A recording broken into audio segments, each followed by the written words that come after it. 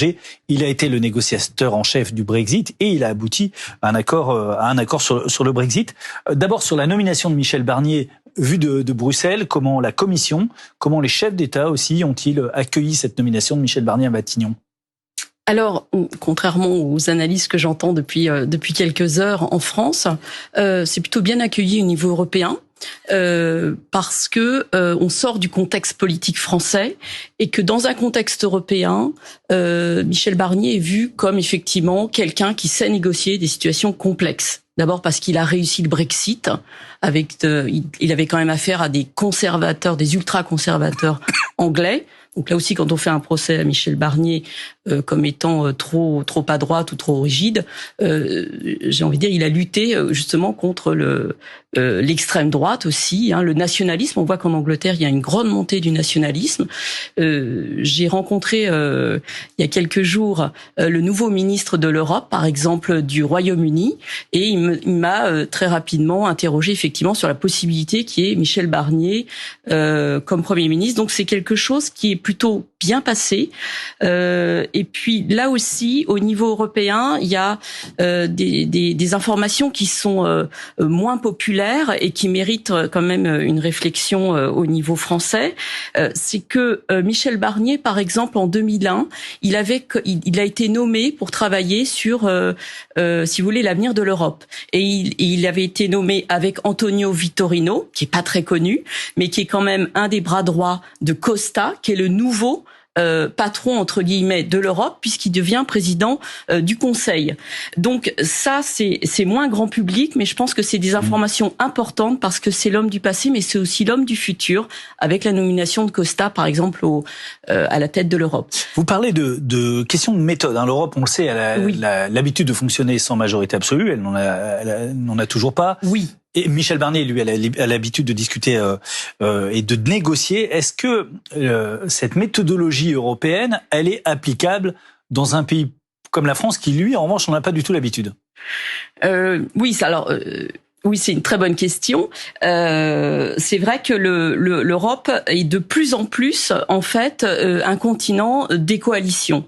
Les dernières élections, on a vu une grande montée de l'extrême droite. On n'y a pas échappé. Il y a 6 pays qui aujourd'hui gouvernent avec l'extrême droite, par exemple.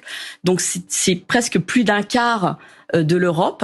Et c'est vrai que aujourd'hui, donc l'Europe est plus mûre sur ce type de coalition. Ce que je veux dire, c'est qu'on sent des antagonismes forts en Europe. Vous êtes en train de le signaler. Est-ce que pour autant l'Europe est ingouvernable ? C'est-à-dire, est-ce que du coup, ces méthodes de coalition européenne peuvent fonctionner à un niveau national ? Non, d'abord, on a 3 scénarios. Soit c'est l'extrême droite, par exemple, qui gouverne. C'est le cas en Hongrie, et c'est un cas presque unique sur les 6.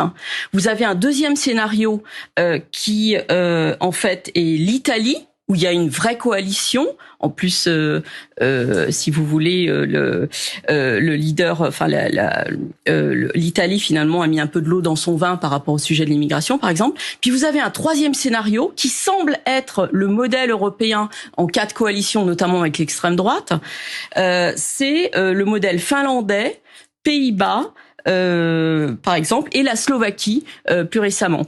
Et là, c'est peut-être presque un modèle vers lequel nous, on pourrait aller en France, qui serait plus acceptable que les autres modèles où l'extrême droite a quand même en France fait 10 millions d'électeurs, donc on peut pas non plus le nier. Et ça, c'est un scénario qui est plus plausible pour la France.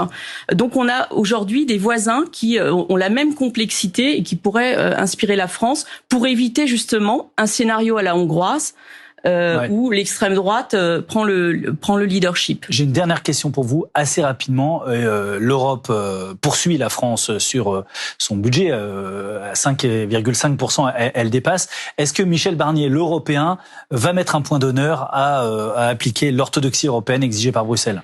Oui, alors... Bon, d'abord, je voudrais contextualiser. Il y a eu 3 premiers ministres, très vite, 3 premiers ministres, Édith Cresson, Michel Debré et Raymond Barre, qui étaient des pro-européens comme Barnier et qui étaient très sensibles aussi au sujet économique. Donc, ce que vous avez dit sur le déficit est essentiel parce que moi, j'ai envie de dire que c'est une chance pour la France de réinvestir le jeu européen parce que le déficit nous a sorti un petit peu du jeu. On nous compare à l'Italie et à la Grèce. Or, Michel Barnier a une expérience, notamment de négociation, déjà sur les conditions européennes, qui peut être utile dans ce scénario, premièrement.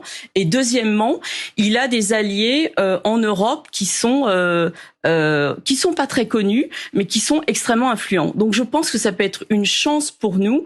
Et enfin, sur l'économie, il est dans une formation politique qui est très sensible à l'arrêt des déficits. Donc je pense que ça peut être aussi une chance pour la France et pour l'Europe. Et ce qui sera vraisemblablement sa politique en France. Merci beaucoup Isabelle Négrier, directrice générale du think tank Europa Nova. Merci beaucoup d'être venue sur le plateau de France Info ce matin. On fait maintenant un point